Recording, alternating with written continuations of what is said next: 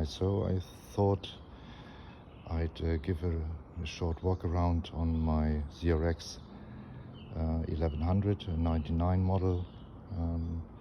There's plenty of videos out there on YouTube on the history of the ZRX or ZRX, wherever you come from. But I would like to introduce some of the modifications I did to this bike here, to my ZRX, which I have owned since 2008 now, so for quite some years.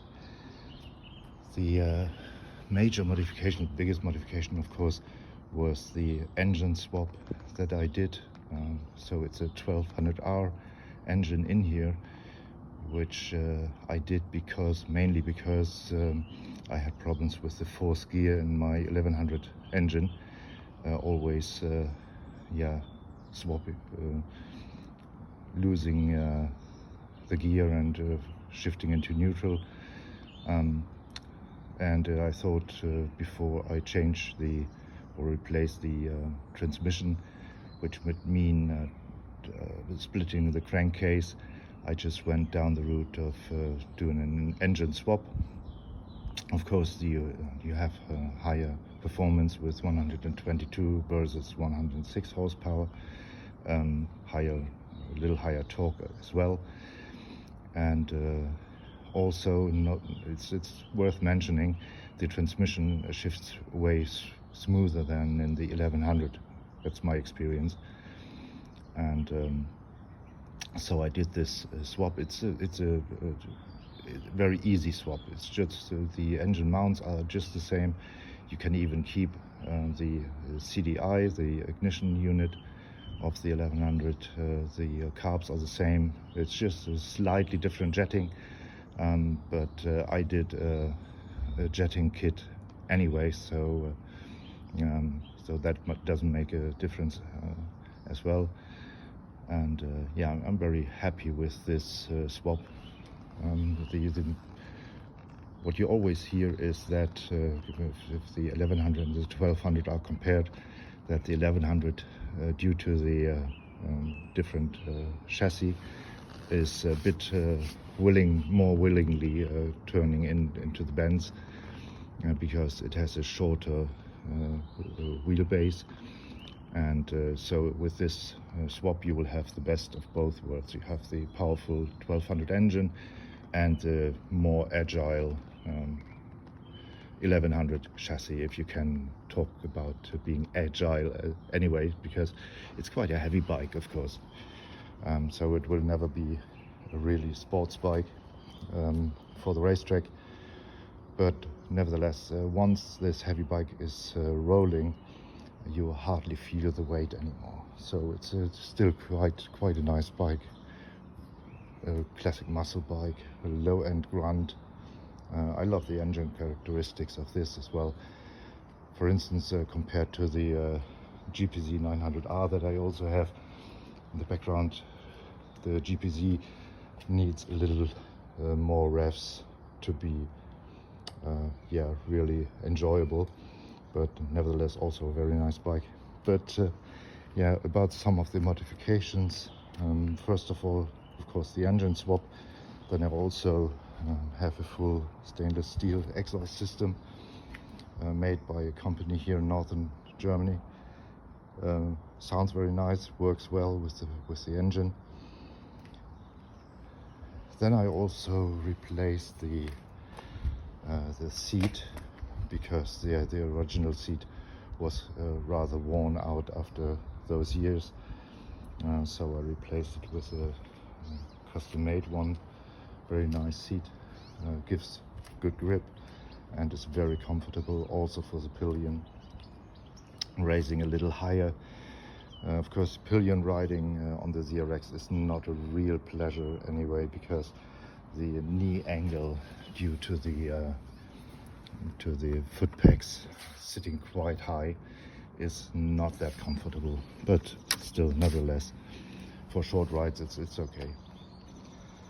And another modification I did was replacing the original gauges, the cockpit, with Ninja 9R cockpit, which provides also coolant temperature.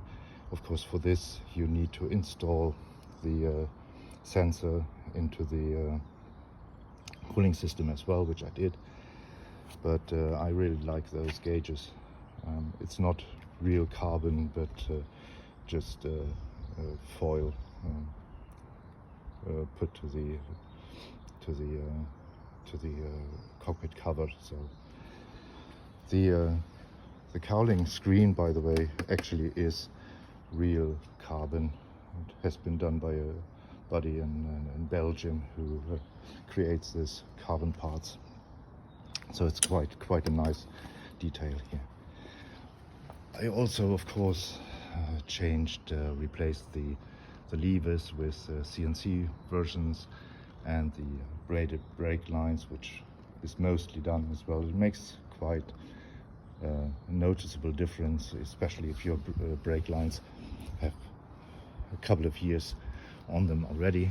Then a fork clamp, a fork brace here, done in the US. So it's not really registered in Germany, but it makes a difference. It's just quite nice. Also with butt guards to protect the forks. Then also I did a slight cowling relocation, so the cowling now sits a little lower and has a better, smoother angle in the lines with the tank. I did also, of course, classic modification is the rear sets that I installed here. Works quite nicely. The knee angle is still quite comfortable. Works well with this bike. A minor change also, but here optically it makes quite a difference, is the tail light. I chopped the tail light a little bit to get a better angle and having it sitting a little more nicely tucked in, and with the rear cowl makes a difference. Optically, it's just cosmetic. Then of course the chassis, which is always a bit of a problem with the ZRX. The chassis is quite weak for the heavy weight that this bike has. So I replaced the rear shocks with B-turbo shocks. They are working very well with the bike and are considerably more affordable than the Öhlins versions of this. Some minor modifications like the torque link here. It's also a CNC torque link. It's just looks a little nicer than the original bulky one.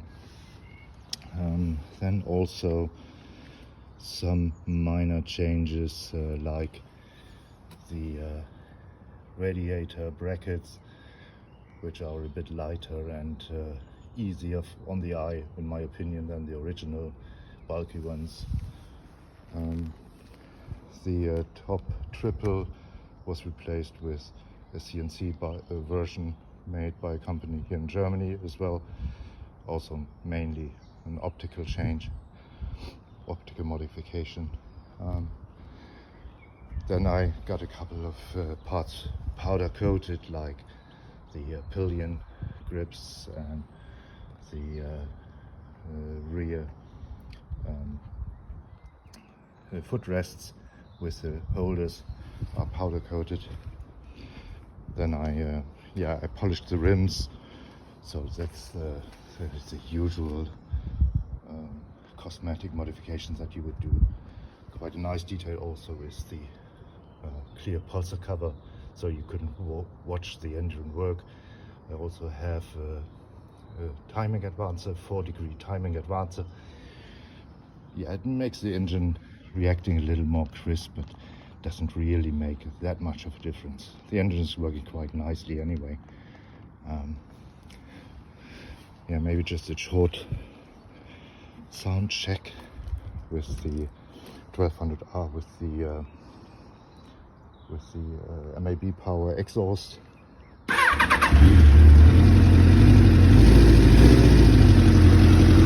Starts up right away, still cold engine, sounds really nice.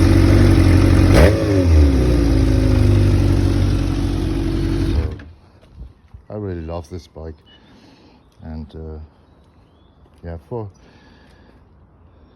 that age, it's still a very, very nice bike. Nice classic lines, and now with all the retro designed motorbikes coming up, yeah, it's still rather the original than just a copy of it.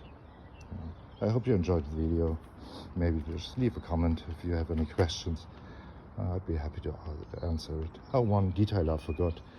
A common problem with the ZRX is always the starter chain tensioner, which is sitting behind here. The tensioner is a weak point in the respect that it can lose contact and can be caught, the chain can be caught into the clutch basket. And if you remove your filler cap and you see nicks on the clutch basket, then this is due to the fact that the chain tensioner is hitting the clutch basket. So this can lead up to the point that you destroy your engine basically.